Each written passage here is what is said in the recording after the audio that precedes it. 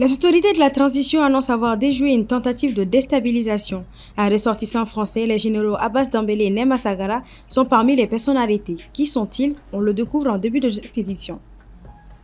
Dans le but du renforcement du partenariat stratégique entre la Russie et l'AES, les ministres en charge de la défense des trois pays étaient à Moscou hier jeudi, le point de la visite à suivre. La FIBA a dévoilé jeudi son classement actualisé des sélections nationales féminines de basketball à l'échelle mondiale. Mohamed Kenouvi sera là pour la chronique sport en fin de journal.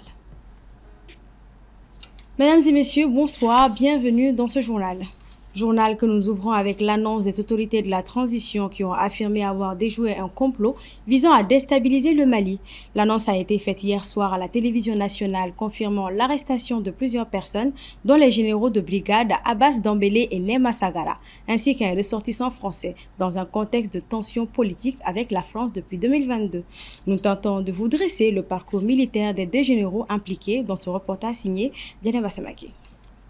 Après plusieurs jours de rumeurs et de suspense sur une présumée arrestation de plus d'une trentaine de militaires dans une affaire de tentative de coup d'État, les autorités de la transition ont confirmé avoir déjoué ce qu'elles ont qualifié de tentative de déstabilisation qui implique plusieurs officiers de l'armée. Le gouvernement accuse ces individus d'avoir planifié une manœuvre afin de zapper les efforts en cours pour consolider la souveraineté nationale et combattre le terrorisme. Contrairement aux spéculations, les personnes arrêtées sont au nombre de 11. Parmi elles figurent les généraux Abbas Dambélé et Nema Sagara, deux figures de l'armée malienne. Avant d'être impliqué dans cette affaire de complot, le général Abbas Dambélé a mené une carrière notable, occupant des postes de haute responsabilité et jouant un rôle important dans les différentes étapes de la crise sécuritaire du pays. Né dans le cercle de Ségou, Abbas Dambélé a gravi les échelons de la hiérarchie militaire avec une constance et une détermination remarquables. Gouverneur de la région de Mopti, il a été limogé en mai 2025 après avoir autorisé des manifestations pacifiques contre les coupures d'électricité. Le général de brigade Nema Sagara, né à Bamako, elle a commencé sa formation militaire en 1986. En 2013, lors du conflit dans le nord, Nema était la numéro 2 de l'armée malienne dans la région de Gao et était chargée de l'action militaro-civile. Depuis 2017, elle est responsable du secrétariat permanent de la lutte contre la prolifération des armes légères et de petits calibres. En janvier 2013, tous deux furent des artisans de la libération de Kona et de Gao avec leurs hommes, ce qui leur a valu leur popularité au sein des armées maliennes. Un étranger, Fusilier Yann Christian Bernard, a également été présenté comme les Français impliqués dans la conspiration. Selon les autorités, il est soupçonné d'avoir agi pour les services de renseignement français. Des observateurs estiment que son implication ajoute une dimension diplomatique et géopolitique à cette affaire déjà complexe. Depuis mardi, l'ancien Premier ministre Dr Choguel Kokala Maïga est placé en garde à vue. Toujours en attente de sa comparution devant la Cour suprême, que stipule le nouveau code de procédure pénale concernant les dossiers de garde à vue? Nous avons porté notre attention sur la question. C'est un reportage de Asetoumani Koulibaly. La garde à vue est une mesure privative de liberté prise par un officier judiciaire à l'égard d'une personne dans le but de poursuivre une enquête en cours à l'encontre de ce dernier. Lorsqu'une personne est mise en garde à vue, le Code de procédure pénale requiert un délai de 48 heures à 72 heures selon les infractions, mais peut aller au-delà. L'article 109 et suivant précise que le délai de garde à vue ne peut dépasser 48 heures. Donc, lorsque un officier de police judiciaire prend cette décision, dans les unités d'enquête, soit à la gendarmerie, soit à la police, ce délai ne peut dépasser 48 heures. Toutefois, il est prévu la prorogation de ce délai de 24 heures sur autorisation de l'autorité judiciaire. Pour les infractions économiques notamment, mais pas que, le délai maximal peut aller jusqu'à 6 jours. Le cas de l'ancien ministre Choguel Kokala Maïga, cité en exemple, fait partie de cette mesure puisqu'il est impliqué dans une affaire de détournement de fonds publics. Et puisqu'il est reproché des infractions économiques, des crimes d'atteinte aux biens notamment, et dans ces cas précis, la garde à vue, le délai peut aller jusqu'à 6 jours. Normalement, au bout de 6 jours, l'enquête doit être terminée. En tout cas, la garde à vue doit prendre fin. Soit la personne est présentée, au bout, normalement, la personne, les procès-verbaux d'enquête doivent être bouclés et la personne présentée au procureur de la République ou au juge d'instruction. Mais, cela dit, si toutes les informations dont on avait besoin sont recueillies, la personne peut être aussi remise en liberté en attendant qu'elle soit présentée ultérieurement à un juge d'instruction ou à un procureur. Selon une publication faite hier jeudi par son avocat Maître Cheikh Oumar Konaré, M. Maïga n'a encore été ni présenté à un juge d'instruction ni placé sous mandat de dépôt. À noter que l'ancien premier ministre Choguel Kokala Maïga est soupçonné de détournement de fonds publics alors qu'il était président du conseil d'administration de l'Agence de gestion du Fonds d'accès universel AGEFO de 2021 à 2024. Le ministre de la Défense, le général Sadio Kamara, accompagné de ses homologues du Burkina Faso et du Niger, a effectué hier jeudi une visite de travail à Moscou à l'invitation de son homologue russe. Objectif : renforcer le partenariat stratégique Russie-AES pour répondre aux défis sécuritaires. Le récit avec Assetou Bouharé.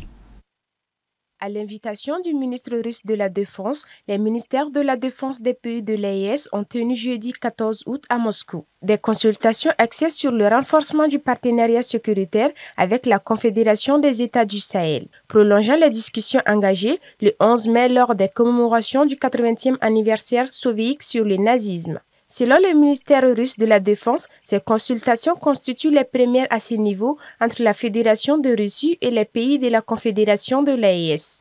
Террористические угрозы и активные действия незаконных вооруженных формирований в странах Конфедерации. Поддерживаем вашу позицию о необходимости укрепления безопасности, защиты территорий и суверенитета. Минобороны России готова оказывать всестороннее содействие для обеспечения стабильности. Une séance de travail a été organisée pour consolider la coopération militaire conformément à la vision commune des présidents russes et des pays de l'AES. Уверены, что четырехсторонний диалог станет важным форматом обсуждения вопросов укрепления взаимодействия в оборонной сфере. À l'issue des entretiens, les parties ont signé une déclaration conjointe ainsi qu'un mémorandum d'entente entre les ministères de la Défense de la Russie et ceux des pays de l'AES. Les deux séquences diplomatiques, notamment celle du 11 mai et du 14 août, traduisent selon les autorités maliennes une intensification des échanges militaires entre les parties dans un contexte régional marqué par des défis sécuritaires persistants. En région, précisément à Badjangara, le cercle de Koro fait face à un afflux massif de réfugiés en provenance du Burkina Faso depuis le 5 août dernier. Entre menaces et violences dans leur village d'origine, des milliers de familles, majoritairement des femmes et des enfants, ont trouvé refuge dans cette ville malienne. Moussa Traoré et Balkissa Traoré. Depuis le début de ces mois d'août, la ville de Koro fait face à un afflux massif de réfugiés burkinabés. Selon les autorités locales, les arrivées sont passées de 430 ménages de 1200 personnes à plus de 2200 ménages, soit 9351 personnes en moins d'une semaine. Un afflux sans précédent qui met la ville à rude épreuve. Au niveau de Koro, nous avions plus de 50 000 réfugiés dans cette localité. Et à ceci s'ajoutaient beaucoup de réfugiés qui étaient en attente d'enregistrement. Ce nouveau afflux qui a commencé le 5 août, nous avons environ 84 000 réfugiés qui vivent là. Face à cette situation, les autorités et les partenaires humanitaires ont rapidement mis en place plusieurs actions. L'Agence des Nations Unies pour les réfugiés HCR et la Commission nationale chargée des réfugiés CNCR ont déployé des équipes spécialisées pour l'enregistrement des réfugiés, une étape cruciale pour garantir l'accès aux services de base et identifier les personnes nécessitant une protection particulière. Les actions mises en place, c'est d'abord comment le gouvernement peut les reconnaître, comment nous pouvons soutenir l'État à les documenter, à les enregistrer, à faire d'eux des personnes qui sont reconnues par l'État pour pouvoir avoir des statistiques fiables et partager avec tous les partenaires qui pourraient aussi apporter de l'assistance. Pour être précis, nous avons déjà commencé à envoyer des non-vivres et d'autres partenaires se sont positionnés à apporter de l'assistance. Les autorités rappellent que les besoins restent énormes. Abris, vivres, eau potable, articles d'hygiène et soutien psychosocial. La crise budgétaire des organisations humanitaires complique la réponse, mais le HCR et ses partenaires poursuivent leurs efforts pour assurer un suivi constant. Dans la région de Koro, des problèmes d'eau qu'il faut résoudre. Il y a la question de santé, ceux qui viennent. Et comprend qu'il y a, quand on parle de l'afflux, il y a une pression sur les ressources qui existent. Surtout que nous avions déjà des réfugiés là. Ceux qui viennent sont composés des populations vulnérables qui ont besoin de l'assistance. Toutefois, le HCR et ses partenaires poursuivent un suivi constant afin d'ajuster la réponse en fonction de l'évolution de la situation et de garantir que les réfugiés puissent bénéficier d'une assistance adéquate. Toujours en région, cette fois-ci à Mopti, 74 697 déplacés sont enregistrés dans la région après avoir fui leur village d'origine. Entre insuffisance alimentaire, problématique d'espace, accès à la santé et à l'éducation, que retenir? Les éléments de réponse dans ce reportage signé Assetoumani Koulibaly.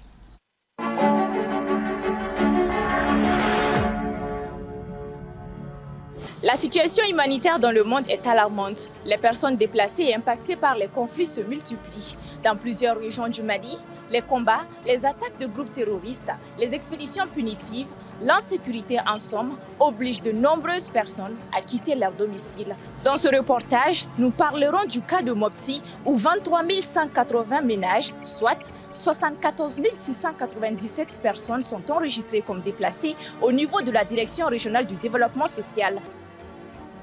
Djiguiné, Bassora, Sio, Diondori, Bankas sont parmi les localités d'où proviennent les déplacés de Mopti.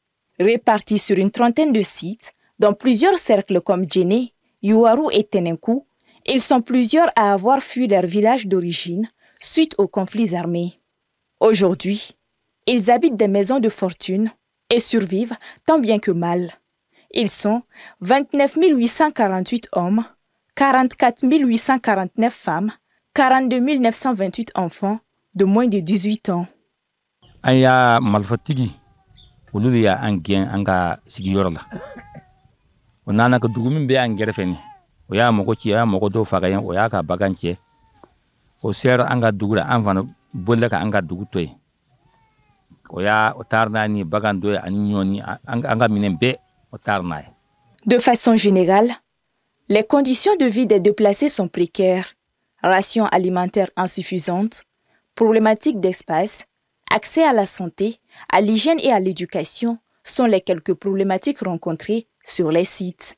Balo yerete ambolo yang mogo min be se ka fo balo dafa lindo yang be se ka be soro aka dogo am feya mo we folo yang gele ya bay we ani docteur ba docteur nu na sisa botika furanya manji bani mun ko na mantara na fora o kanindi o ba fati hani tar ses komna o toga manganchi o dum to kantor. Avec les afflux de nouveaux PDI dans la région, les responsables craignent un manque d'assistance alimentaire. Le problème d'espace pour accueillir les déplacés est également un grand défi. La problématique du lieu en termes d'espace, sincèrement, si je dois prioriser les difficultés, je la mettrai en avant. Vous savez, les personnes, elles doivent vivre tous les jours. Et dès que les apports humanitaires s'arrêtent ou diminuent, les personnes rentrent dans une situation de précarité très très élevée. Sur le terrain, l'État et ses partenaires s'activent pour assurer de meilleures conditions de vie aux concernés. Certains déplacés profitent d'activités génératrices de revenus et d'insertion sociale. Ceux qui les pratiquent parviennent à assurer le minimum des besoins dans leur famille. Amta du kono ka finnogo mine kana ko nay war don soro amta sugla kana sa fe ube fenga nunu sa demsonu ga sambara nunu ka sa atene formation ke nana wardi am aya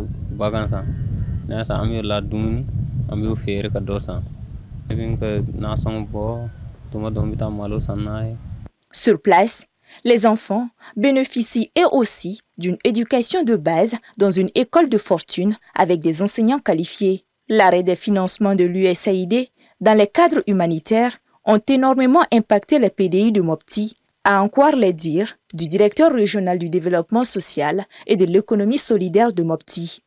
L'accès à une meilleure santé, l'hygiène, l'éducation de leurs enfants, l'octroi des actes de naissance et des papiers de naissance à leurs enfants sont les quelques doléances des déplacés. En Afrique, l'accès à l'eau potable reste un défi urgent. Réunis au Cap en Afrique du Sud, les dirigeants et leurs partenaires internationaux préviennent qu'il faudra investir 30 milliards de dollars supplémentaires chaque année d'ici 2030 pour atteindre l'objectif d'un accès universel à l'eau et à l'assainissement. Fatoumata Wassiou nous donne plus d'explications. En Afrique du Sud, la ville du Cap a accueilli du 13 au 15 août le sommet africain sur l'investissement dans l'eau. Pendant 3 jours, les débats ont mis en lumière un constat clair. Sans investissement massif et rapide, l'Afrique ne pourra pas assurer à tous ses citoyens une eau potable sûre et un assainissement digne. Au cœur des discussions, le programme d'investissement pour l'eau en Afrique lancé en 2021, porté notamment par le Sénégal et la Namibie, ce programme vise à bâtir une sécurité hydrique durable capable de résister au choc climatique et à la croissance rapide de la population. Sous le thème Solidarité, égalité, durabilité, le sommet a réuni des dirigeants africains, des institutions financières, mais aussi des acteurs privés autour de solutions concrètes. Mobilisation des financements climatiques, stimulation des partenariats publics-privés et présentation d'une réserve de projets courant 38 pays. L'annonce par le président sud-africain Cyril Ramaphosa du Conseil des perspectives mondiales sur les investissements dans l'eau marque la volonté de placer cette ressource au rang des priorités globales. Mais au-delà des annonces et des plans d'action, le véritable enjeu reste la rapidité d'exécution. Car en Afrique, chaque jour sans investissement supplémentaire dans l'eau et l'assainissement se traduit par des vies compromises, un développement freiné et un avenir moins sûr. Sport à présent dans ce journal, comme il est de coutume, vendredi nous recevons Mohamed Kenouvi. Bonsoir Mohamed. Bonsoir Aminata. Alors nous allons commencer par le classement FIBA féminin. Le Mali gagne 6 places. Oui, la FIBA a dévoilé hier jeudi son classement actualisé du mois d'août des sélections féminines nationales de basketball à l'échelle mondiale. Et grâce à la belle performance de nos aigles dames à l'Afro-Basket féminin 2025 qui ont terminé vice-championne d'Afrique, le Mali grimpe de 6 rangs dans ce nouveau classement et intègre le top 20 mondial à la 18e place tout en conservant sa 2e place en Afrique derrière le Nigeria. Ce classement mondial, par ailleurs, est toujours dominé par les États-Unis, premier, suivi de l'Australie, de la France, de la Chine et de la Belgique qui complètent le top 5. Dans le top 10, on retrouve notamment l'Espagne 6e, le Canada 7e, le Nigeria 8e, le Brésil 9e et la Serbie 10e. On poursuit avec l'Afro-Basket masculin 2025, notamment avec la fin de la 2e journée.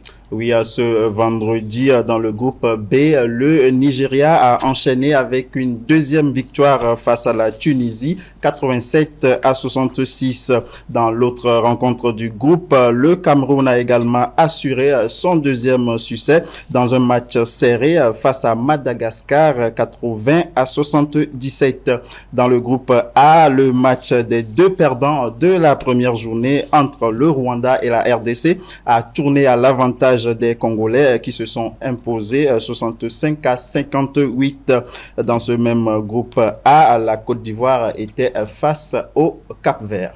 On poursuit cette fois-ci en tournoi de l'indépendance de l'Indonésie. Les Aiglonnais restent invaincus. Oui, les Aiglonnais ont enchaîné avec une 2e victoire ce vendredi lors de leur 2e match dans le tournoi amical U17 Piala Kemer Dekan pour l'indépendance de l'Indonésie. Les protégés d'Adama Djefla Diallo ont battu le Tadjikistan sur le score de 4-2. Des buts signés Mohamed Doumbia à la 35e minute, Raymond Bomba à la 37e, Seydou Dembélé et Mohamed Diarra en fin de de rencontre à la 83e et 84e minute. Cette victoire fait suite au large succès lors du match inaugural mardi face à l'Ouzbékistan à 5-1. Pour son troisième match, le Mali sera opposé ce lundi au pays hôte, l'Indonésie. À noter que ce tournoi sert également de préparation aux Aiglonnais en vue de la Coupe du Monde U17 prévue en novembre prochain au Qatar. Et on termine avec l'UFOA. L'USFA se qualifie pour la Ligue des champions féminines de la CAF. C'est un exploit historique pour l'équipe féminine de l'Union sportive des forces armées et de sécurité pour leur toute première participation au tournoi qualificatif de la zone UFOA A. Les USFAciennes ont décroché hier leur ticket pour la prochaine Ligue des champions féminines de la CAF prévue en novembre prochain. Elles sont venues à bout de Béréouleng FC de la Gambie, 2-0, concluant ainsi un joli parcours de 3 victoires en 4 matchs.